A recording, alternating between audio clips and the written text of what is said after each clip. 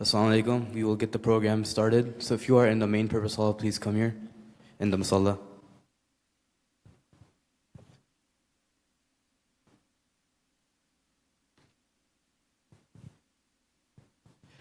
Assalamu alaikum. Welcome to Moments at ISNS. It is our third program. We are doing a collaboration with Sip and Seek at Morton Grove Masjid. Today we welcome Sheikh Sa'ad Qadri from Morton Grove Masjid. He was born in the Chicagoland area. Sheikh Sa'ad Qadri completed his bachelor's in English at Northern Illinois University and his master's in education at DePaul University. While in college, Sheikh Sa'ad began studying the Islamic sciences with local teachers on a part-time basis and eventually traveled to Zambia, where he completed his Ilmiya degree. Throughout his years of study, Sheikh Sa'ad continued his training in Islamic spirituality and was formally authorized to teach spiritual development, also known as Tasawwuf. Sheikh Sa'ad currently serves as a teacher at MCC Academy and resident scholar at MEC. During his free time, he teaches and lectures on various subjects of Islamic knowledge and serves as an instructor in Sacred Learning's individual study program. He also works part-time as a personal trainer, hoping to promote the importance of maintaining a strong body along with a pure soul. Sheikh Sa'ad resides with his wife and children in suburban Chicago. So the itinerary for today is we will have a Quran recitation followed by the program and a short Q&A. Then we will have Isha Salah, and then we will have dinner and drinks. Dinner is from Biryani Baitak and drinks is from Baitbun.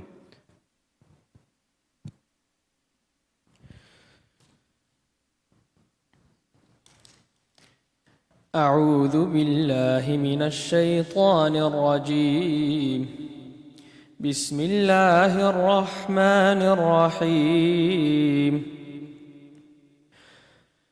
ولما بلغ أشده واستوى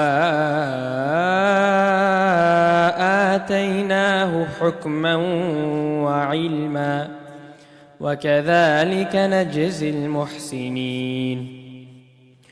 وراودته التي هو في بيتها عن نفسه وغلقت الأبواب وقالت هيت لك قال معاذ الله إنه ربي أحسن مثواي إنه لا يفلح الظالمون. ولقد همت به وهم بها لولا أن رأى برهان ربه كذلك لنصرف عنه السوء والفحشاء إنه من عبادنا المخلصين. واستبق الباب وقدت قميصه قد من دبر وألف يا سيدها لدى الباب قالت ما جزاء من أراد بأهلك سوءا إلا أن يسجن أو عذاب أليم. قال هي راودتني عن نفسي وشهد شاهد من أهلها إن كان قميصه قد من قبل فصدقت وهو من الكاذبين. صدق الله العظيم.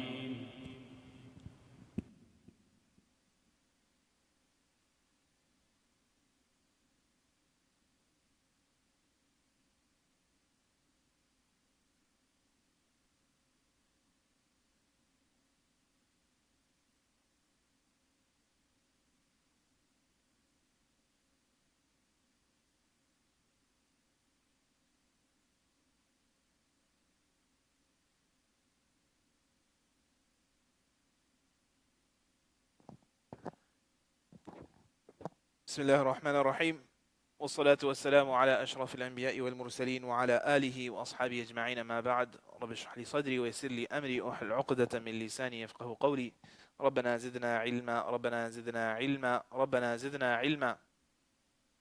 First and foremost, I want to welcome Sheikh Saad to ISNS for the second time. Alhamdulillah, we had such a blast the first time. We had to ask you to come back, Sheikh. Yeah, it was crazy. I mean, they almost banned me from the masjid after that. No, Assalamu alaikum, everyone. We pulled through though, alhamdulillah. Alhamdulillah. So, as we've been doing for the past 2 episodes, we've been taking snippets from the life of Yusuf alayhi salam and seeing how we can take lessons from those snippets and apply them into our own life. And the snippet that I want to take today, and all of these have been revolving around some aspect of rida bil qada, Okay. contentment with the decree of Allah subhanahu wa ta'ala. And as I mentioned after Maghrib Salah, today's episode is about being content with what Allah subhanahu wa ta'ala has made halal for us. Rida bil qada, with the sharia of Allah subhanahu wa ta'ala, with the ahkam of Allah subhanahu wa ta'ala. So we see in the life of Yusuf alayhi salam, that Yusuf alayhi salam, at the prime of his youth, Allah subhanahu wa ta'ala talks about how Allah He allowed him to grow up into a young man, gave him knowledge, gave him wisdom. And in that prime of his youth, when a person is most susceptible to the fitnas of the hawa, of the desires, the wife of the Aziz seduces Yusuf alayhi salam.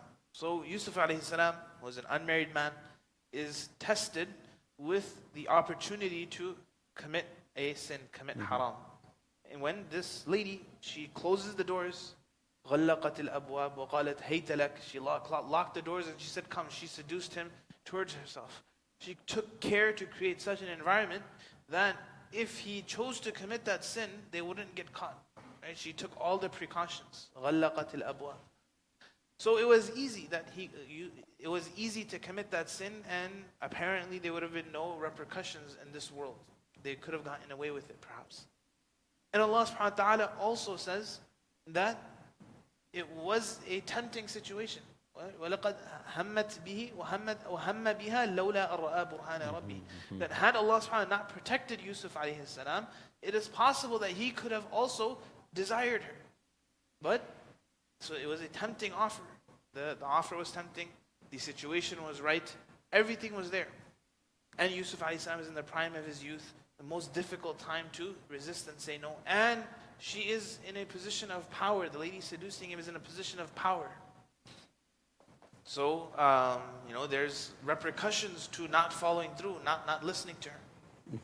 Despite all of these things adding up, this being a compound, the difficulties of this test compounding, Yusuf alayhi salam chooses to instead turn around and run away. He chooses Allah subhanahu wa ta'ala. He chooses his integrity. He chooses his chastity, and he escapes and passes that test. And we see later on in his life, when that test is brought back, it's not just a momentary thing.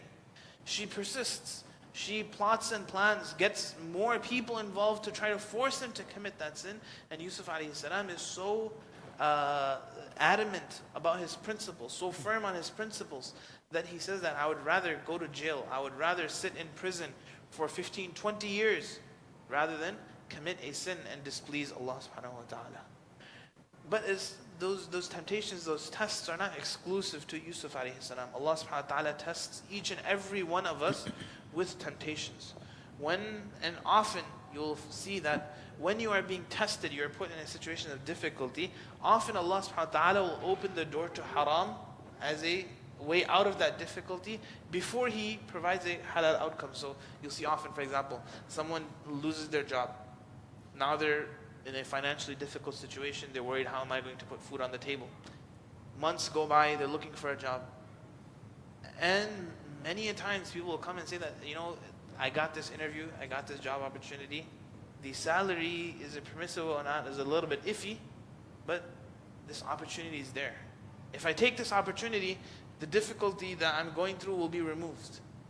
And at that moment, it's even more difficult to stay away from haram. Just like Yusuf alayhi salam, the opportunity came at a time when he was unmarried, when the test was even more difficult. But resisting at that moment is what Allah subhanahu wa ta'ala expects from us. And this is the concept that we want to hopefully break down with you, Shaykh Saad, if you're down for it. If I'm not, It's a little bit too late. how are you doing? You already sorry? How are you? I'm doing good, alhamdulillah. How many kids do you have now? I have two. 2. This is your older one? This is my older one, Ali. Ali, mashallah. How old? How old are you, Ali? He's 3. He's 3. And your second one's a daughter? She's a daughter, yes. How old? 2. Yeah. Mashallah. What's the difference between an M dash and an N dash? M dash and N dash, you're gonna I was his pronounce English it like teacher, so I get to ask these questions. Okay, bismillah. There's a lot that you've put out for me to think about. My eldest is 20, and my youngest is 8. 20, 17, almost 12, 10, and 8. That's the ages. So for the 17, the 20-year-old, a lot of these conversations, I don't know if they're here today or not, are going to be real-life conversations. I grew up in the 80s, right? I was born in 81. My high school years in the 90s. And though temptation was rarely, it was really present, it wasn't present to the way it's present today. Nowadays, zina is so common within Muslims. Forget about non-Muslims. Muslims, it's so common. Many Muslims no longer even bat an eye when they talk about, I'm not even talking about the mubadiyat, I'm talking about the actual zina. Yeah. Because when we were younger, okay, someone may have dated, someone may have done A, B, and C. But now we're talking about zina is so common. I would not be surprised if there's multiple people here who committed zina, nor am I judging anyone over here.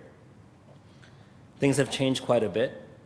We live in a day and age where desires are very, not only rampant, but they're easy to fulfill. So this story is going to be an important story for us too. For us to be able to journey through. So you presented a lot. So I'm going to ask that you just, rather than serving the whole pizza pie, give me the first slice, and then we'll talk about that, inshallah. So first, let's talk about why is it so difficult to resist sin. I wanted to maybe break down the different elements of a human being, the nafs, the ruh, and what makes us inclined towards sin. Yes. What elements are those? And then we can talk about maybe how to build up the protections against it. Okay. A human being, as you see with all of us, we're not merely what's on the surface. On the surface, you see skin, you can see hair, you can potentially see different organs like the eye, etc. But that's underneath, usually for the most part.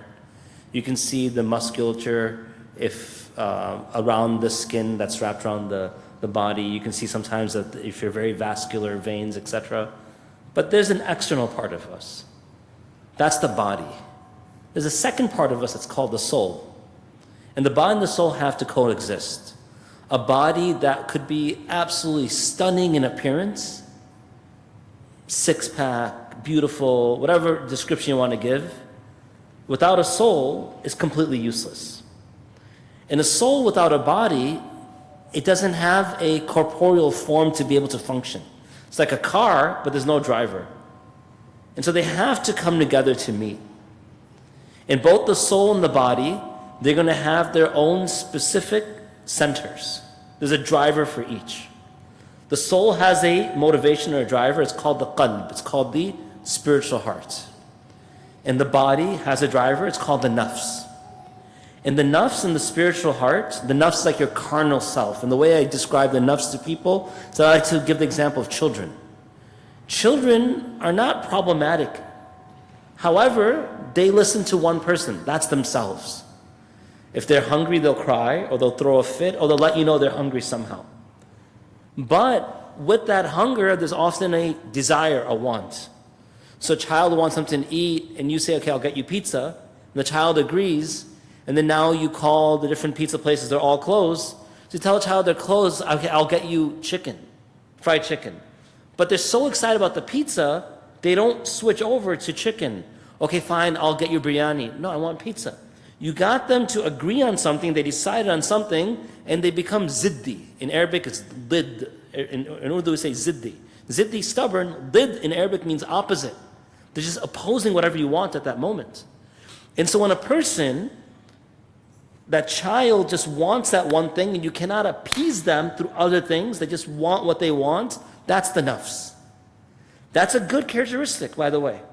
Because if that want and that desire, that quote-unquote stubbornness sticks to deen, then that person becomes stubborn in pleasing Allah subhanahu wa ta'ala. No matter how much shaitan tempts that person, or no matter how much someone else tempts that person, they're stubbornly stuck to Allah subhanahu wa ta'ala. That nafs usually is because there's a heart that's very pure.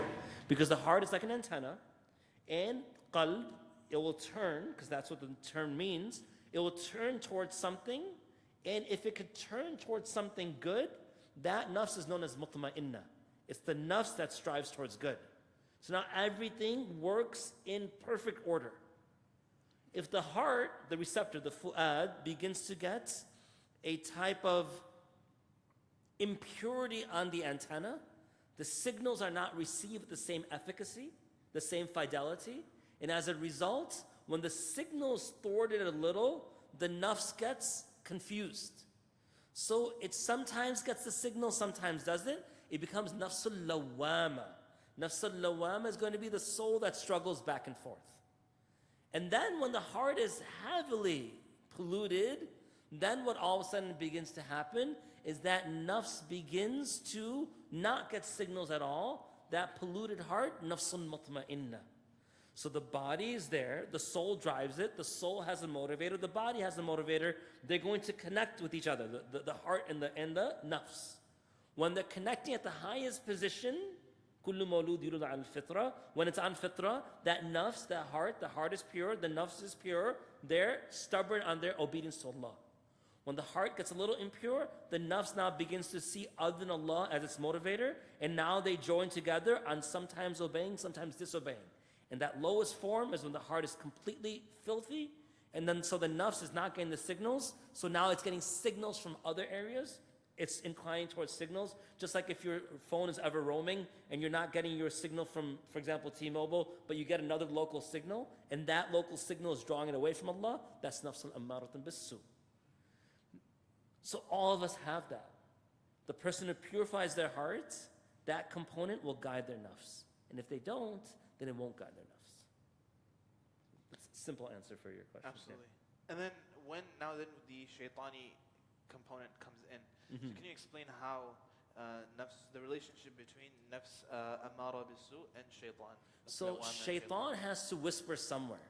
When we were in paradise, Ibn Kathir rahmatullah alayhi mentions when our father Adam alayhi salam was in paradise, and he was just a body, the soul had not been put in yet. Shaitan sought permission to go through everywhere, and he was given permission, but he could not get access to one area, the heart, and some scholars say the heart and the tongue. He could not access those areas. So he traveled through the body, and he wasn't very impressed with it. Shaitan has access to us, yuwaswisu fi sudur an-nas, that he whispers towards our essence, but he doesn't access the heart, he whispers towards it. Now, the nafs is trying to figure out what signal is going to hit it. And depending on what signal it gets, it will act accordingly. And that's all dependent on the heart, how pure the heart is, which we discussed a moment ago. So what shaitan does is shaitan sees what's that person's nafsi inclination. The person's nafsi inclination, for example, is to sleep. They love sleep. That's what the nafs loves. And sleep is not a bad thing. So shaitan will use the sleep against them even if it's good. So he'll make you leave sip and seek. You'll pray maghrib in jama'ah, isha in jama'ah. Maybe you'll have some good food and some good conversation that will motivate you to pray tahajjud. And shaitan will push tahajjud on you. Why? Because now you're praying tahajjud, and you're getting to, I think the time said 3:29. You get into around 3 o'clock and you feel tired. So shaitan will say what? He will make you think, I should rest before Fajr. And then shaitan will make the nafs think this is good. I just prayed tahajjud, I prayed isha in jama'ah, I prayed maghrib in jama'ah. I'm going to rest before Fajr. Now you sleep through Fajr. And you wake up, it's like 4:40 something, and your head is hurting, like I'm just going to snooze and get up and I'll pray a little later in my home. And then you miss Fajr completely. So what shaitan sees is what's the nafs inclination. Similarly, if there's a person who cannot control or has a difficult time controlling the gaze, and the parent or the spouse asks them to go do a chore, to go to the store, and they know they have like a 24, 30-hour time frame where they have to complete it, Shaitan will throw every excuse at that person to delay going to the store until there's more people there. If it's a 24-hour store, he's not going to have you go at 4 a.m., 5 a.m. around Fajr time, nor around 8 a.m. He's going to have us go later, 3, 4, 5, 6 p.m., right before you have to get whatever that item is for the house. Why? Because there's going to be a lot of people there. So he's not going to make you purchase haram. He's not going to make you go and try to taste haram, but he'll put us in the place where my nafs weakness is, which is what? The eyes. So now all these people are here at 5 a.m., 6 a.m. around Fajr time. They wouldn't be there for me to look at, but now I have more opportunity to look, so I succumb to the temptation of my nafs. So that's how Shaitan utilizes nafs. He utilizes to see what is our weakness, and he uses that weakness. And this is why some people, they look at others and say, man, I don't know how they succumb to that test. I'd be strong against it. Yeah, you can lower your gaze, mashallah. That's not your nafs's weakness. Your nafs's weakness is your children. So now you're taking out interest-based loans, etc., to go pay for A, B, and C for them. And why? Because that's your weakness. Shaitan didn't throw that test on that person. That person's test isn't wealth. That person's test is their eyes. Didn't throw that test on that person. That person's test isn't wealth or the eyes. It's their tongue. But threw it at that person whose test is that particular weakness. And then the third element I want to throw in that, so we talked about the nafs, its intrinsic nature of goodness and evil and how it shifts between the two. We talked about how Shaitan exploits the weaknesses and the natural inclinations of the nafs against it. And then the third element that causes a person to behave in a specific way would be, I think, their environment. Yeah, 100%. So we see, for example, in the story of Yusuf alayhi salam, when he's tempted for sin, he runs to the door immediately, leaves that environment. Yes. So now, how does this third component also play into a person's ability to choose between right and wrong? So no one lives in a vacuum. I don't live in a vacuum. Everyone lives with some circumstance or some element of significant or insignificant motivation, impetus, catalyst, etc. In those environments, we can become successful. So someone wants to learn to be a good soccer player. They didn't have that desire 5 months ago. It's in this FIFA craze that they're looking at that sport. Someone wants to get married. They weren't thinking about it a year ago, but one of their friends got married. So the environments, they mold all of us.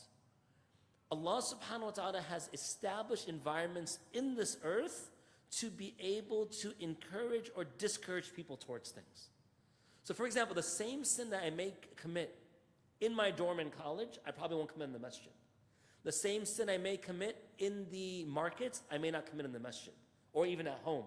Why? Because there's environments that allow certain things to become easily accessed. Allah subhanahu wa ta'ala, when He gives us the command towards taqwa, which is not an easy thing to reach, He gives us a shortcut. He says, "Kunu ma'a sadiqeen," be with the people of truthfulness. It's an environment. Now, when that environment is there, if a person is in a certain environment, whatever that environment is encouraging, either one, the nafs will accept. Two, the nafs will reject.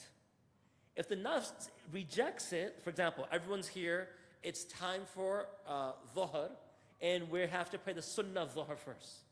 Some people, nafs will say, I'm going to pray it, because everyone else is praying it. And they may pray on their own as well. Two, the person might reject it. I don't need to pray sunnah.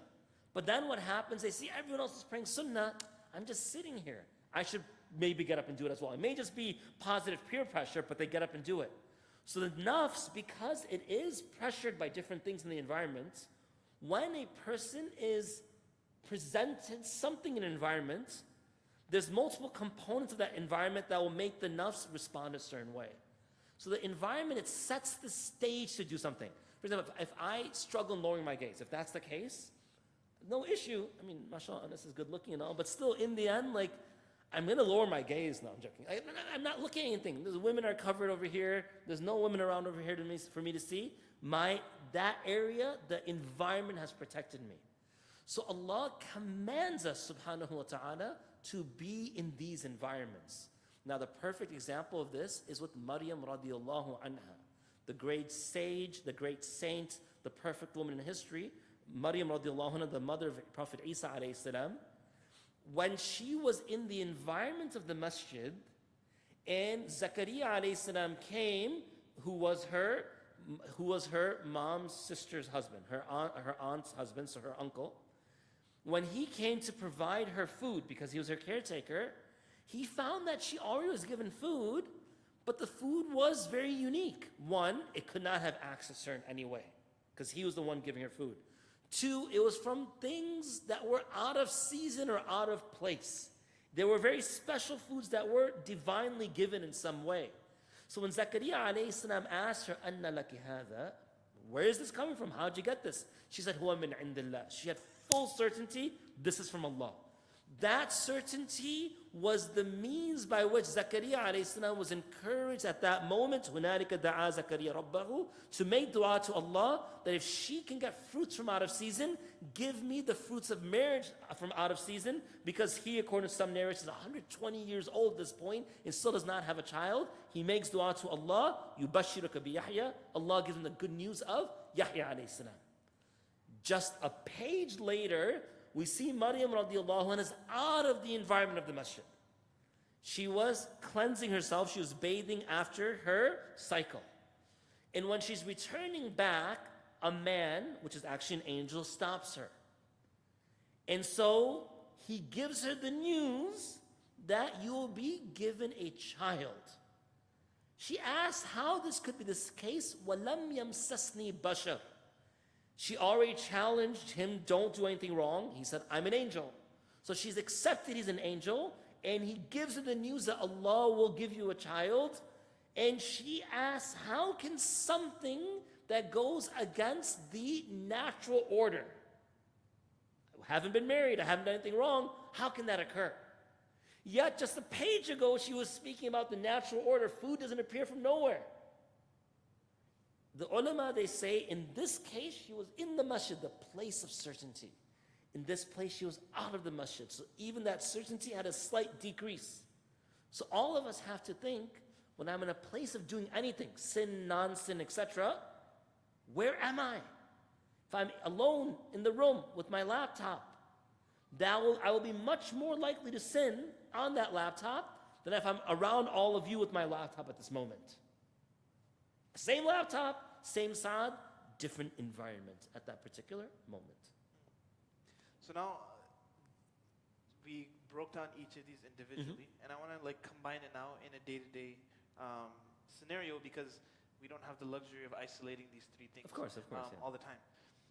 So why is it then that, for example, for some it's so difficult to stay away from sin at a practical level? That why are temptations so hard? Halal, haram, right? Halal, permissible, haram, impermissible. What's the opposite of haram? Anyone? Opposite of haram? It's fard. Haram means what? You can't do it. Fard means what? You must do. Halal, do I have to do it? Is it halal for me to taste this? Yes. Am I going to sin if I don't? No. Is it halal for me to drink this? If I'm sin if I don't? Halal, you don't have to do. I could have chose different pair of socks. As long as it's halal, it's fine with me.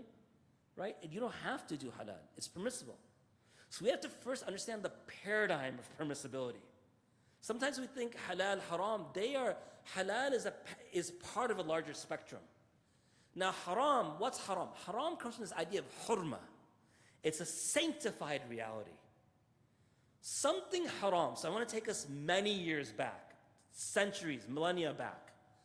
If someone has a disease in their heart, the heart, إِذَا صَلَحَتْ صَلَحَ جَسْدُ كُلُّ. If it is rectified, the body will follow in suit.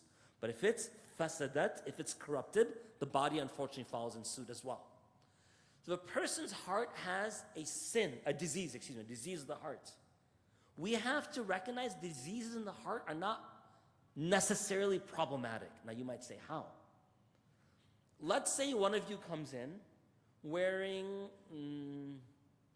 a cut-off shirt and shorts to pray. I'm not saying halal haram. What I'm saying is that will some of you, will that, if I come in with these cutoffs and these shorts to pray, Isha, will some people give me a strange look? Why? Is it haram to wear? Then why? It's ill-placed. But if I'm in your basketball court, whenever you put the rims up, etc., and I'm wearing cutoffs and shorts, will people be more accepting of it? Yeah. Adisab. If you start yelling and running over here, what's your dad going to do? Give you candy? What will he do? Will he be unhappy? If you yell and run in the playground, where everyone else is yelling and running, will your dad be okay with it? No, still not? Maybe we should change the topic for today on parenting. He speaks Urdu.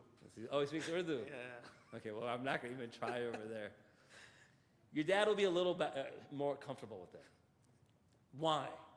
Yelling and running are not inherently haram. But there's a violation of the sanctity of the masjid. When you do something in the right place, this is why the Sahaba, when they learned that not only is it that marital relations, it's not only permissible, it's sadaqah. They're like sadaqah. Okay, we understand permissibility, but sadaqah?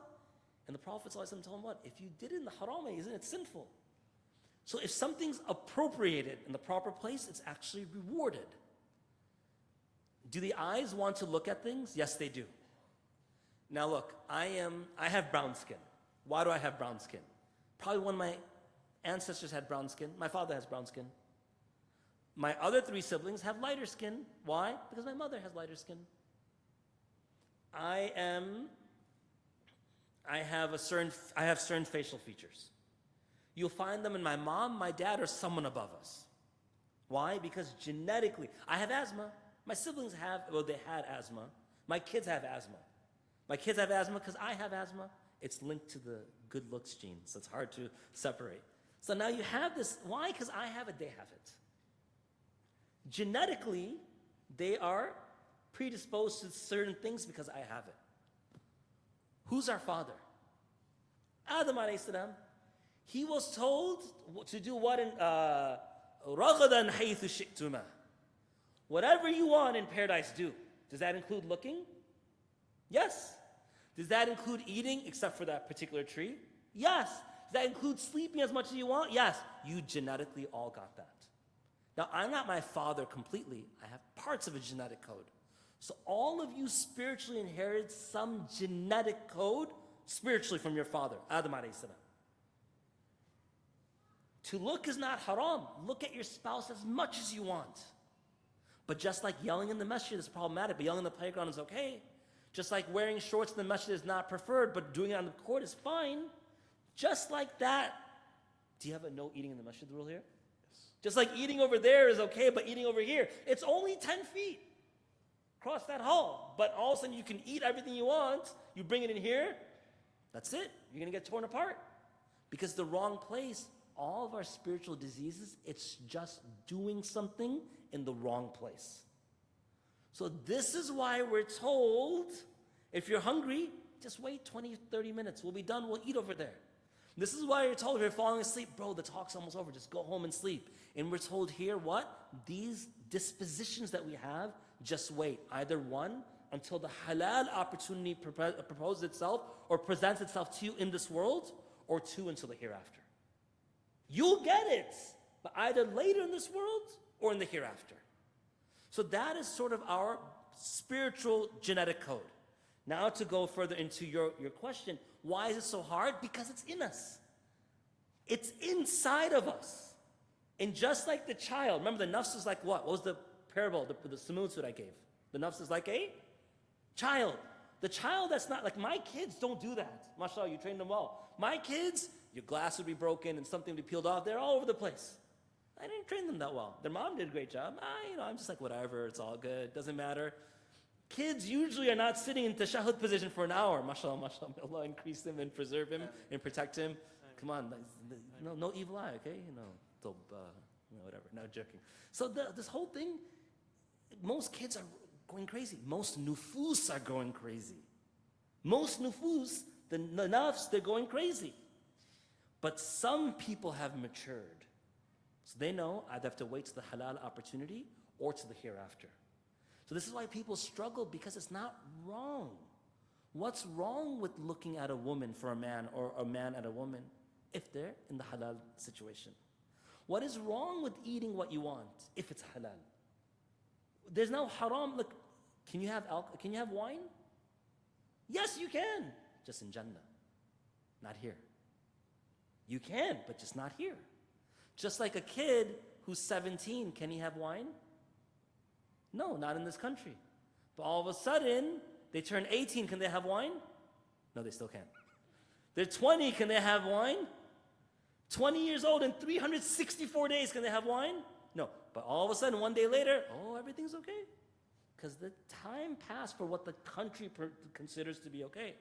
So Allah will consider a time, it's the hereafter, where it'll be okay. So we struggle with this for that reason. Now the last thing we have to look at, then I'll turn it back over to you. The word haram, when you look at amal and ilm, they're related. Ilm means what? Knowledge. Amal means what? Action. You have to have knowledge to act. Ghadab and bughd, they're related. Ghadab means what? Anger. Bughd means what? Hatred. People doing things that you hate, we get angry over. Haram, ha, ra, and mim. If you switch the letters around, they share it with the same word as what? Rahmah. Hurma and rahmah, they share this. We have, one reason why we struggle is because we don't see the mercy in something being haram. We don't see the mercy, we see the flaw in it. But there's no flaw in it. Why can't I just drink it? You know, the Quran says, وَمَنَافِعُ لِلنَّاسِ, there's some benefit in alcohol. There's some benefit in gambling. But Allah Ta'ala knows that if we go down that path, the majority of people are not going to win right away, or they're not going to be able to control their consumption. They're going to go and fall off the deep end. So there's a rahmah there. Haram, hurma, there's rahmah in it. And because we don't see that rahmah, that's when the person thinks, why can't I do haram? And their nafs hasn't matured yet, and it's part of our spiritual genetic disposition, and then all hell breaks loose. Anyway, go ahead. So now we talked about all the three components that motivate us to do things. We talked about them all three together, and why staying away from sin is difficult. How do we strengthen our internal self to resist sin when it's accessible, like Yusuf alayhi salam did? So the environment was against him, shaitan was there, he was in the prime of his youth, his nafs was inclined towards it, yet he still resisted. So how do we build up that fortitude as well?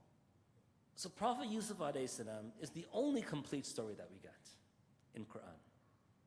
We have sibling rivalry, we have parent-child conflict, we have politics, we have romance, we have the plot such that there's the plot thickens, and then you eventually have the moment of salvation. You have all these things there. It's beautiful. Prophet Yusuf alayhi salam, one, he's a prophet. But being a prophet, ma'asum, they cannot sin. Allah says something very special in that verse that you had quoted. وَلَقَدْ هَمَّتْ بِهِ. She wanted him. She desired him. وَهَمَّ بِهَا. He would have desired her, لَوْلَا أَرْرَآ بُرْهَانَ رَبِّي. Had it not been for the burhan of Allah. Burhan, the ulama, they give different explanations. One explanation is that Yusuf alayhi salam saw لَا تَقْرَبُ الزِّنَا written. Don't come close to fornication. One is that he saw Yaqub alayhi salam look at him for a moment. Now these are all supernatural realities that we're not going to necessarily have. No one's going to see an ayah there, right? No, that's not right. Because the word ayah doesn't just refer to a verse of Quran. What does it also refer to? Any sign. إِنَّ فِي خَلْقِ السَّمَاوَاتِ وَالْأَرْضِ وَاخْتِلَافِ اللَّيْلِ وَالنَّهَارِ لَآيَاتٍ لِأُولِي الْأَلْبَابِ. Every creation is a sign. But if I'm illiterate to Arabic, then I can't read the Arabic. If I see a stop sign and I'm illiterate to what that sign means. I've never seen it before and I can't read English. I might drive through that sign, and maybe in my country, they don't have that sign. It's a different sign for them. Like, sometimes, when we were younger, we would joke about how the middle finger, how many of you have ever been flicked off before? Flicked off me? I was flicked off regularly in Sunday school, right? We were regularly flicked off in Sunday school. No, none of the teachers flicked us off on purpose. But that was the pointer finger. We point with this finger. Our uncles, they would point to everything with this. Hey, this should not go as a short on YouTube, okay? I don't want to YouTube short off how to do this, right? And so they pointed with that finger, and we're like laughing our heads off. Just watch, it becomes a shirt now. So now we're laughing our heads off. And they're like, why are you laughing? And we're like, because he's like pointing to this with his finger. Because in one area, it means something different than the other area. In America, it means thank you. That doesn't mean thank you. It means something else. In India, it's the point. It makes sense to be the pointer finger. It's centered. It's the longest finger, etc. But that's not how we use it over here. So now someone misreads it, and when they misread it, all hell breaks loose.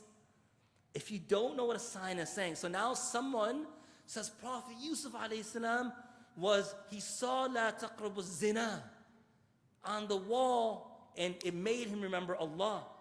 But if I'm walking in Great America, or if I'm walking on the beach, etc., and I see that ocean or that lake with its complete perfection, that sun hanging in the sky with its complete perfection, you pull it closer, we burn. You pull it further, we freeze over. If I can read it as the sign it was meant to be, and not everyone could do that. وَاخْتِلَافَ اللَّيْلِ وَالنَّهَارِ لَآيَاتٍ لِأُولِي الْأَلْبَابِ, for the people of true intelligence and perception. Lub, a person who has a functioning mind. If I can do that with a spiritually functioning mind, spiritually functioning self, then I will see the woman, but I'll see the sun, and I'll think, subhanallah, the same Lord that created that. And I've been advised not to look at that, it'll burn my eyes, and if I look at that, I'll get my eyes burned later as well. You have to read it. Someone might say, oh, Lola ar-ra'a burhana Rabbi, Allah sent a picture or whatever of Prophet Yaqub alayhi salam, and he saw that and it made him afraid. What's ihsan? An ta'abudullah ka'annaka tarahu. To worship Allah as if you see him. Now a person's about to engage in haram, an ta'abudullah ka'annaka tarahu, and they see Allah. Now they don't see Allah like we see each other. فَإِنَّمْ تَكُنْ تَرَاهُ فَإِنَّهُ يَرَاكَ. If we don't see him, know that he sees us. It's a whole state. Just like, and Sheikh Hamza had mentioned this, I don't want to take credit for this awesome analogy, that if you're driving in a car and you see a police officer, all of a sudden you press the brake, you make sure the seatbelt's on, hands are you're good to go. But if you don't see the cop, but your radar detector goes off, do they still have radar detectors out there? It beeps, what do? You brake, you put the belt on, and you make sure but you didn't see the cop. فَإِن لَمْ تَكُنْ تَرَاهُ فَإِنَّهُ يَرَاكَ. If you don't see him, know that he sees you. Now a person, they may not see their father or mother or Yaqub alayhi salam looking down at them, but they see Allah. Or they recognize Allah is watching them, and this is why, from the 7 people in one narration, there's other people in other narration as well, who are granted the shade of Allah's throne on the day there's no shade but His shade, is the individual, the beautiful, wealthy, high-class individual, presents herself or himself, hey talak, take me. And now the person remembers Allah and says, well, Yusuf, ma'adallah, I seek protection. I seek forgiveness and protection in Allah subhanahu wa ta'ala. Now, Yusuf alayhi salam, there's more to this. Some of the ulama, they mention that the wife of the Aziz, she was in a very bad predicament. Because according to some of the Mufassirun, her husband was a eunuch. He could not complete his husbandry responsibilities towards her. You understand what I mean? So there was even more desire. And then we have the world's beauty, half the world's beauty in this man. And she has access to his personality. Because there's people out there who are beautiful, but they're jerks. But she has access to this prophetic personality. How could you not be attracted? And then she's able to set up the entire platform. And she's the wife of the Aziz. The Aziz has power. He has position. He has wealth. Every woman woman who wants to have a good life is going to try to get into that position. And so maybe he was more concerned about beauty, etc. So he chose the more beautiful woman. And then their age was younger. Their age was younger. Yusuf alayhi salam, the ulama debate, some say in late teens, some say in the 20s. There's some discussion about this. But she wasn't like 60. She was in her late 30s or early 40s, younger than me. And so with all of that, this situation takes place. Now, what does Yusuf alayhi salam remember? Allah. My Rabbi ahsan mathwaya. My Lord, I say that correctly? Yeah. Yes. That my Lord, Rabbi here has two meanings. One, it means Allah. But two, what does it mean? Oh, it looks so serious over here. I want to pan over there. It looks like, it's like snap and that snap. I had PTSD. It's like when my dad comes by. And, that's why I got a little worried. With my dad here, I don't want to get in trouble. It doesn't matter how old you are. My father says, my pants are wet. Like, it just doesn't matter how old you are. And I'm glad. He set me straight. Yusuf alayhi salam, he either spoke about his Lord, Allah, or Rabbi here means my master, meaning the one who adopted me.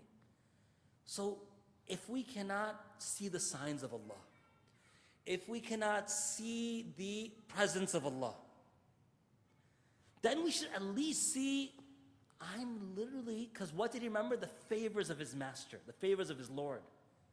I'm literally using these eyes and there's blind people on this earth. I'm using these hands and there are paralyzed people on this earth.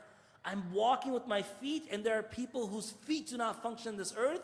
All of this is there. I don't mind, by the way. You can let them chill. I'm good. I'm good. Yeah, whatever. And the kids. Yeah. I talked about my dad now. He got excited. Go do this. It's like you have to remember the favors of Allah. Now, if someone is not there either, then what does a person do? Now, Yusuf alayhi salam, he didn't have the environment over here. The environment wasn't conducive to protection from sin. She set it up. But if I can't remember, if I can't see Allah, can't see His signs, and can't remember His favors, then I have to do what? I have to set the environment up. Now, if someone's like, brother, the environment will not always work.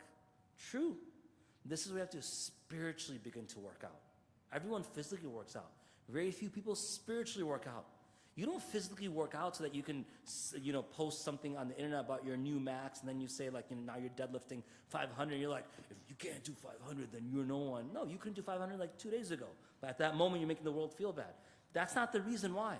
The reason is if someone is stuck under a car, and at that moment, you and another person need to pick that car up. I remember I was in Zambia when I used to live there, and we got a flat tire, and we didn't have anything. So there was two individuals, there's a picture of this, two workers from a nearby area, they ran over, native Zambians. And natives are always stronger than us. We're fed tail and they're fed other things. And so they come, and so they both pick up the car.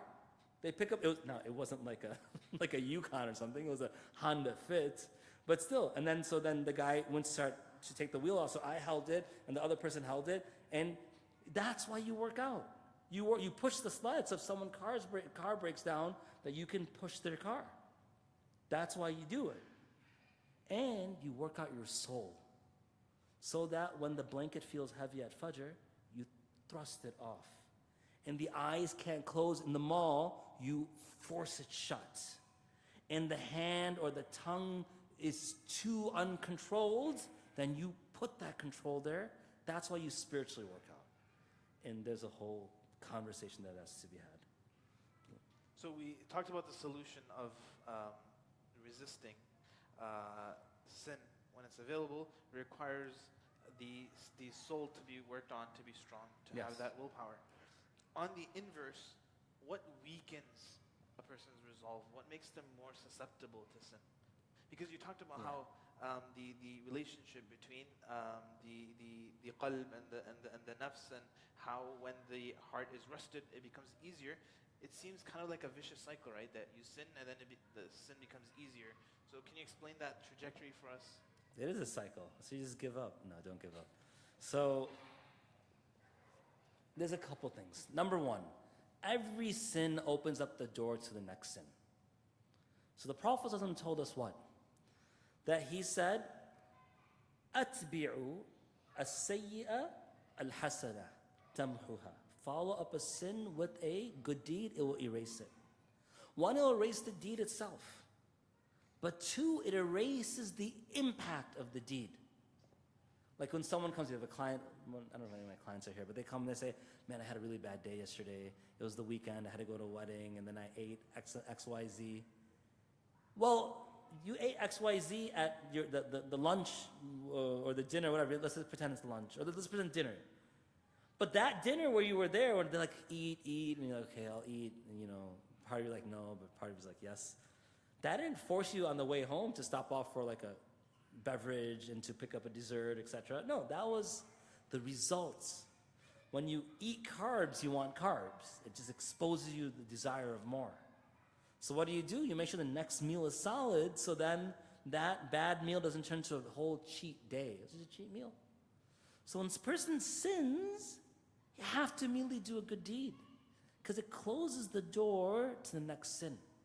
إِنَّ الْحَسَنَاتِ يُذْهِبْنَ السَّيِّئَاتِ. Good deeds, they push away, they expel, not just the sin, but the desire and the effect of the sin. ذَلِكَ ذِكْرَى لِلذَّاكِرِينَ. This is the remembrance, the one who truly remembers Allah. It's one thing to say here, Allah, Allah, Allah, subhanallah, and that's fine. But the true dhikr is in the face of temptation, to remember Allah like Yusuf alayhi salam did over the desire. So one, follow up a sin with a good deed. Number two, tawbah. Istighfar and tawbah, they remove the effects in the presence of sin in our lives. And that has its place. Number three, so let me address something along with this. So what weakens the soul? What weakens the soul, the nafs in particular, is that a person doesn't, in sports, stop the bleeding. You lost a couple games, you stop the bleeding, you stop the slide. So what weakens the soul is one, not stopping the slide. Number two, or the nafs, what strengthens the nafs in a bad way, weakens it, is to begin to think that the sin is not that bad. Oh, it was only one look, what's the big difference? It was only one A, it was only one B, it was only one C, fill in the blanks. What's the big difference? That, when you belittle the sin, this is why Ibn Qayyim rahmatullah alayhi, he told us, do not look, or it was Ibn Qayyim rahmatullah alayhi, he said, don't look at the size of the sin. Look at the magnanimous nature, the greatness of the one against whom we are sinning. If I'm walking the mall with my wife, and I see a woman walk by, and I sort of keep looking, I turn back to her, and then she responds as she should respond, I can't say, I get home and she locks the door and let me in. No, you looked at her. It was only one look. I didn't say anything. I didn't do anything. Tell me whose spouse would say, oh yeah, you're right, it's only one look. No one would say that. No one would say that. There's this FIFA craze. I don't follow FIFA, but whatever. You score an own goal. People have died over own goals. People in their country have killed them for scoring an own goal. You score on your own net instead of blocking the goal, etc. People have killed people for that. One mistake, their life is lost. So when we look at sin, we shouldn't belittle the sin. And that, we have to remember Allah more. The next weakness that occurs is that, along with not stopping the slide, along with making the sin seem just small, not big, is that we no longer discourage the sin to ourselves or others. If someone's smoking and they're advising someone else not to smoke, that person's not a hypocrite. They've noticed the harm, but they can't get out of it. So at least by telling others, they have reminded themselves. And the people of the past used to speak to themselves. Saad, what are you thinking? What are you doing? They grab their tongue. If only you wouldn't be so loose, so wild, so untamed. So if we now begin to think, I can't talk about the sin anymore because I'm committing it, no. We have to, Amr bil Ma'ruf and Nahi al Munkar, still have their place. Because when I tell others, I tell myself as well. You don't know, like Mawlana Tanwi rahmatullah alayhi, is that the Mawlana Tanwi or Mawlana, oftentimes when you give a khutbah or a talk, he would think, what's affecting me? And he would tell the people. Maybe the barakah of telling them would help him stop whatever is affecting him. So we should think to ourselves, how can I make sure that I'm still trying to encourage distance from this? Number 4, weakness comes in what? Environment. If I'm in a certain place where that sin is occurring, I can't assume that now I'll be strong. Now I'll be strong. No, you'll be just as weak. You can avoid the sin once or twice, the third time it's going to take you out. You have to make sure that the environment of the sin is not there, because it's weakening the person. The next one is the effects of the sin. Now go back to when I said tawbah, and I skipped it for a reason, and I want to come back to it. This is why. People do tawbah from the sin, they don't do tawbah from the effects of the sin. We have to repent not only from the sin, but from its memory and its effects as well. Because if you remember a sin, if I remember a sin, I remember the joy I tasted from it, that joy shaitan will reintroduce to me. He will represent it to me. That's why when I sin, I'm just telling you my personal habit, and you know how you feel bad for a period of time? I always make dua, oh Allah, make me remember this bitter taste. That bitter taste is what you want to remember. But we have to do tawbah from the effects of the sin.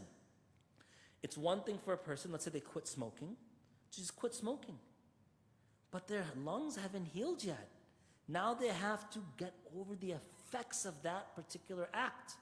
And sin is the same way. So anyway, go ahead. What's next? No, that was great. We'll kind of end off with this, inshallah, and open up for Q&A. Is that especially when a sin becomes a habit, are there any extra steps? We've been talking about steps to get over sins, but are there any extra steps when a sin becomes a habit? Habits are interesting because the nature of a habit means that at a time it wasn't a part of your life. It became a part of your life. No one is born with habits. You gain a habit. And some people lose good habits. Man, I remember in college, I was in the gym every day, and I was working out, and I was on top of my protein, and this and that. What happened? You got married. That's what happened. You stopped trying to impress everyone, and you forgot the person you should be impressing. So the habit broke. So people always tell themselves, oh, I can't break this habit. But we break so many good habits. Some people, for a period of time, they were praying tahajjud regularly, going to the masjid regularly. So what did they notice about the habit? What broke it? It was the inconsistency. The moment the first day occurred, just like with sin, you skipped the gym one day. The big mistake is to say, well, I'll have 2 rest days. No, you go back the next day. And that cuts off, stops the bleeding. So similarly with habits, you have to recognize that we've broken many good habits, and thus we can also break bad habits. A habit's a habit. Having said that, why is it easier to break a good habit versus breaking a bad habit? When a person breaks a good habit, it's actually initially not easy. They feel guilt. If someone prayed Fajr 500 days straight and they slept through it one day, they feel so much guilt. Ramadan, they were on top of their Fajr, now comes Shawwal and they missed one, they feel so much guilt. And so we see that when we leave a good habit, it has that same effect. And when someone leaves a sin, it also has some effect. Sometimes they'll immediately miss what they were doing. And so when a person misses what they were doing, so I'm going to break down what we have to do. They have to not leave something in a vacuum. I left listening to music, and I just left it. You're going to fall back into it. You have to discover something else. Maybe nasheed, maybe adhan, maybe Quran. Something has to fill its spot. Oh, I left bad company. What'd you do? Nothing, I just left bad company. You're going to go back there. You didn't fill it with something else. So when we leave a habit, when we leave a good habit like Fajr, it's filled with sleep. It's filled with something else. Sleep is an actual conscious thing that we do. Now we might be unconscious while doing it, but it's something that we do. It's an act. It's a verb. And so when a person leaves the sin, they have to fill it with something. They can't just leave it alone. Why? Because the taste and enjoyment of that sin, when it's in a vacuum, will come back. You know, when people say, I'm going to go on this diet, and I'm going to no longer eat A, B, and C, I know they're going to fall back. But if they actually learn to cook good food, healthy food, that tastes good, then what happens, it's easier to stay on a good diet. So number one, it has to be in a vacuum. Number two, how do we break the habit of sin? Don't do it alone. Don't do it alone. Why do we think we have to leave sin alone? We have been given brothers and sisters of the deen to help us in the deen. My brother in my family helps me with family things. My brother in deen, in this case it could be both, will help me in deeni realities, my deeni obligations. So maybe I didn't fulfill a chore, my brother fulfills it for me at home. And when deen comes, I need someone to have my back the same way. So if I can't, for example, when we were younger, I've told this story many times, we used to have these rules about swearing. If you curse, there's 2-punch rule. Anyone who heard you curse, they had 2 punches. So they would punch you, usually on your right arm for some reason. And sometimes, if there's 5 people here, that's 10 punches. By punch 6, 7, by punch 6, 7, 8, whatever the case may be, some people curse again because it hurts so much. Now guess what? It's another 10 punches. Now we had swearing beaten out of us. I'm not saying to beat each other up, but it was good company. Lowering the gaze. Remember doorknob? Do you guys remember this? So doorknob was a very interesting social experiment. Someone passed gas. You call doorknob. And they'd have to touch a doorknob or you can beat them up. I don't know why. I don't know why these rules are there. You know, just like now they have like this thing like, look at my, oh, you looked, I get 2 punches. Why? Why do you get 2 punches? Where's that rule? But whatever, it's like these social constructs we have. So someone passes when you call a doorknob. We did that with lowering the gaze. So you look at something you shouldn't, they call doorknob. If you're in the middle of a park or the beach, there's no doorknobs.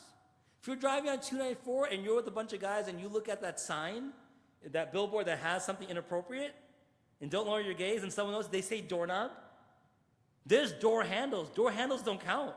You can't jump on 294 and just run looking for a house. So they just beat you up in the back of the car. So use good company.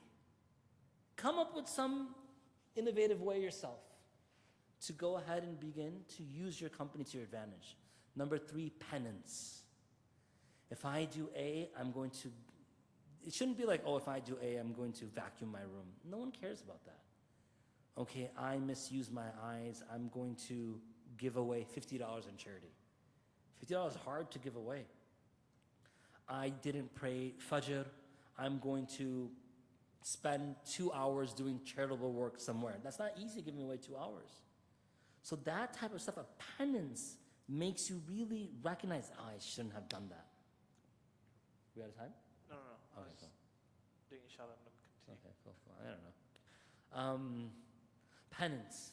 The next thing is that when it comes to deeds, go to someone who can help. Sahaba came to the Prophet ﷺ. Look at that one Sahabi. Oh, mashallah, give me permission to commit zina. That guy had some guts. Radiyallahu anhu. Talking about guts to fight in battle? This is more than fighting in battle. Oh, Messenger of Allah, give me permission. Oh, the one receiving revelation from Allah. Give me permission to go against what revelation says. That's what he was saying.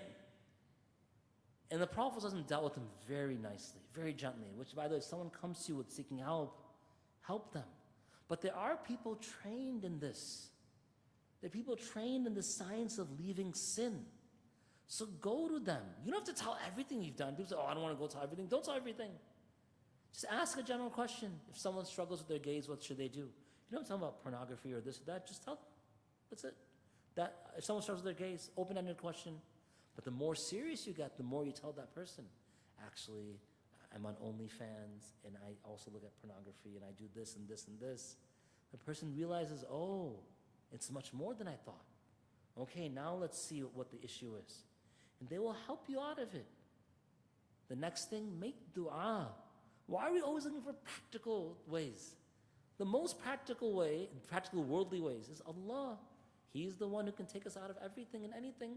So make dua to Allah. Make a lot of dua. Oh Allah, I'm stuck in this. And just like you mentioned, when it comes to sin, sometimes we expect an immediate effect. Oh, I left haram income. Why am I not getting like this great bonus at work, or this my new business not good? Allah will test you to see, are you going to do it? You spent 8 years in haram income and 8 days later you're crying? No. He'll test you a little. Are you really willing to get out of it? And then He'll give you that opening. When that opening comes, it's an amazing opening.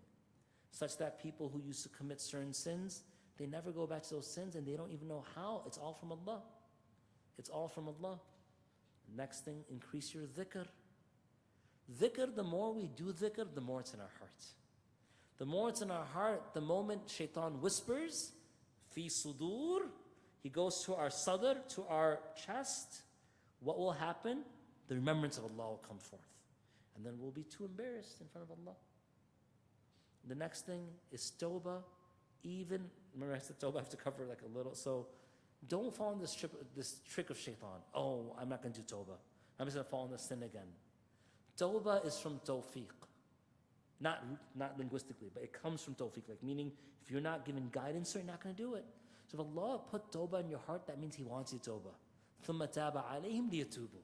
He turns to you. So if you're thinking tawbah, that means Allah wants you to do tawbah. And let's say, I sin, I do tawbah. I sin, I do tawbah. I sin, I do tawbah. I sin, I do tawbah. I sin, I do tawbah. I sin, then I die. Before tawbah. Either one, I die with one sin. Or two, because the nature of Allah's mercy is that He'll reward me what I would have normally done. He might just count the tawbah, I didn't do it. But worst case, I die with one sin. Versus the person like, I sin, I sin, I sin, I sin, I sin, I die, then I have this mountain of sins. Sometimes the whole purpose of us being tested with sin is for us to come back to Allah. And there are hadith that mention a person's begging Allah for something. Allah tells the angels ask, why not give what he or she seeks? But Allah loves that relationship. And many of us know when we're going through difficulty, our dua, our prayer is so much stronger than when we're at ease. So Allah will test a person. So do tawbah sincerely, cry in front of Allah. The person who cries after sinning, that tear is so powerful. It's so powerful that it could be a cause of all sins being forgiven. And the man who killed 100 people, he did an act of tawbah by seeking assistance, but was given the wrong answer, killed that person as well. And then did another tawbah, and didn't get to complete his tawbah, but Allah accepted it so much that in one narration, He gave him paradise because he measured between the two cities. In another narration, he did what? He told the earth that he was going towards, the country, the city is going towards, distance yourself. Ya ard ba'idi, ya ard qarribi. And this land, come closer. And so even though he was further from where he had to go, meaning his tawbah wasn't accepted, Allah flipped the entire world in such a way that he was able to be given acceptance. So don't lose hope in that. Anyway, that's some thoughts. Jazakallah khairan, that was beautiful. Inshallah, we'll open it up for Q&A. The brothers can ask, the sisters will be sent a microphone as well. You can ask your questions, and inshallah, we'll then get ready for Isha.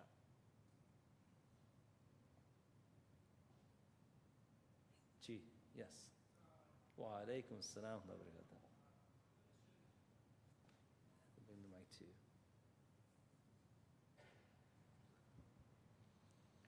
You mentioned وَاتْبَعِ السَّيِّئَةَ الْحَسَنَةَ تَمْحُوهَا.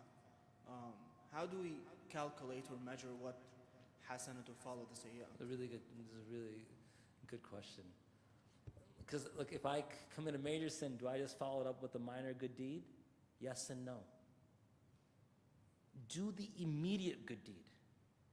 Some person's like, man, I really messed up. That was a bad sin. I should follow up my sin with a good deed. I'm going to find a good deed that's equivalent to that sin.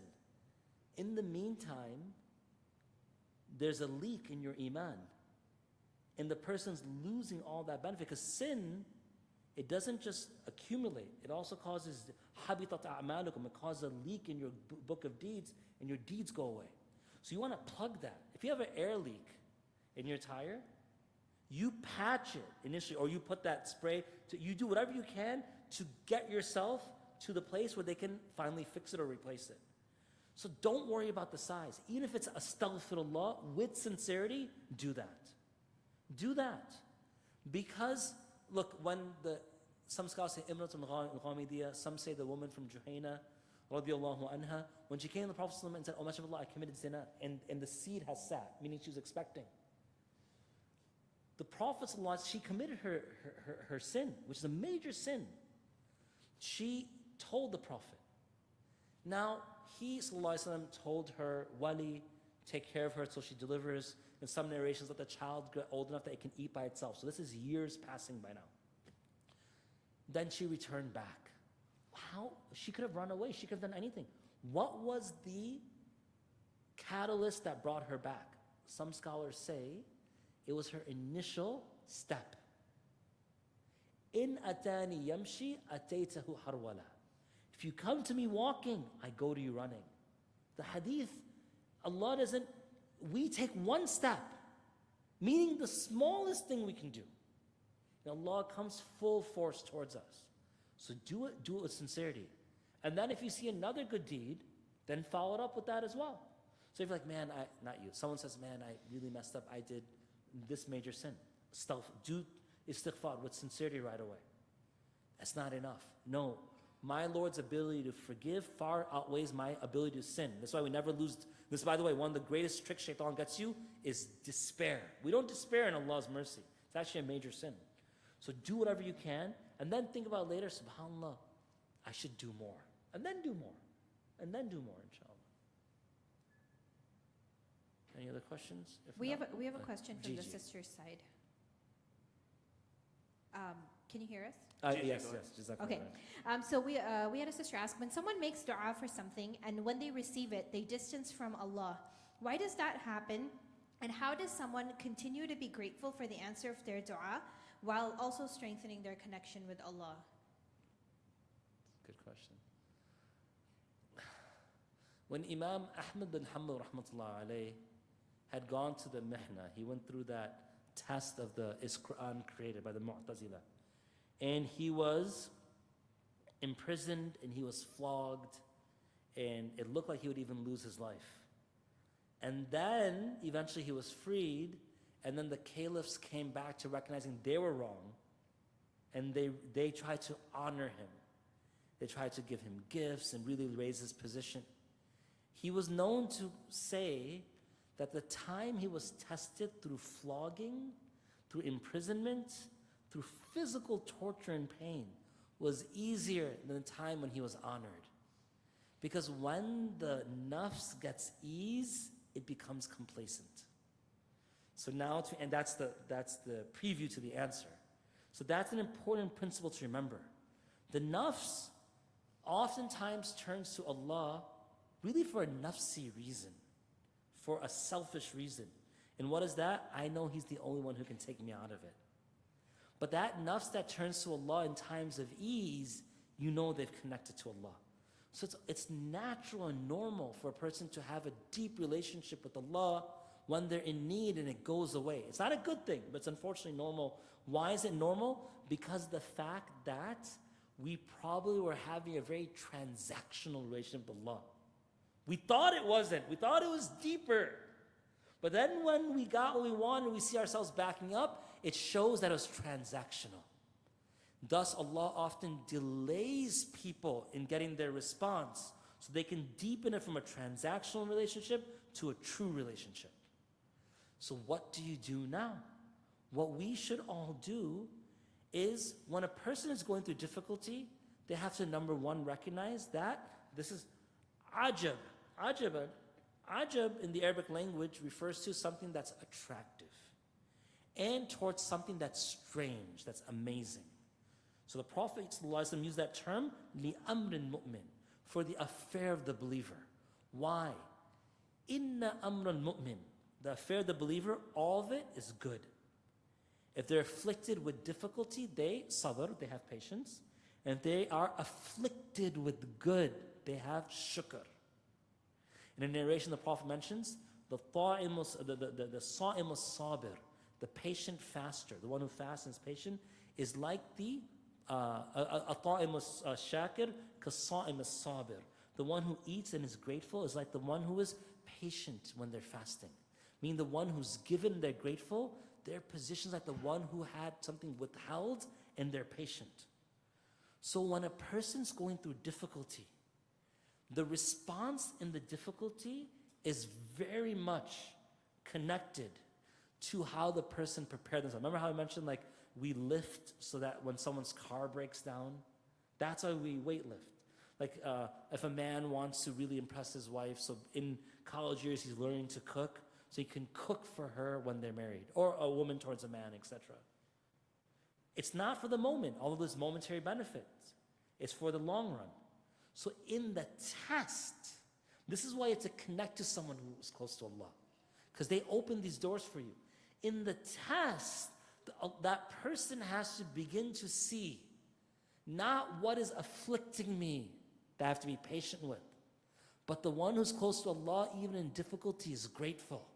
Because they're seeing Allah is ascending me. He's taking me up the ladder of closeness to Him. And then that test actually becomes a reward. إِن لَمْ يَكُنْ عَلَيَّ غَضَبْ فَلَا أُبَالِي. When the Prophet was afflicted with test at Ta'if sallallahu alayhi wasallam, he didn't complain to Allah about what Allah did. أَشْكُو إِلَيْكَ ضُعْفَ قُوَّتِي قِلَّةَ هِلَتِي هَوَانِي عَلَى النَّاسِ. My weakness and my strength, my limited resources, and the way I'm little in the eyes, I'm belittled, I have no importance in the eyes of people. His conversation, this is when we sin, we should converse with Allah. People, they wipe, what is that? Why are we not conversing with Allah? I see Hazrat getting a little agitated here, so I think maybe it's prayer time. I worry because the prayer time, now the clocks all have, the TVs have your beautiful face, but they don't have the prayer time anymore, so I don't know. I was looking around to see. What time is prayer time? It's 10:15, but we have the option to delay it a little bit, inshallah. No, we shouldn't delay prayer. Because then the people who come. So let me just finish this off very, very quickly. So in the test, recognizes the blessing. Because when you recognize the blessing and you see that as a blessing, when Allah takes you out of the blessing, you'll see that as a blessing. To go from blessing to blessing is easy. From go to withdrawal to gift is hard. That's why when a person gets off of a diet and they've been like dieting, and then they start eating and they start ballooning up. Because their body is not accustomed to going from 1,800 calories to 2,500 calories, and they start gaining the weight right away. But if there's training at that point, and they see the difficulty as a blessing, then when they're given something from Allah, it's also a blessing. And the true people who are close to Allah, the people who are truly close to Allah, everything that's withheld and everything that's given is from the same, in quotes, I'm not anthropomorphic here, it's from the same hand. The one that took was Allah. The one that gave was Allah. They just focus on Allah. So in the test, you have to begin to see it as a blessing.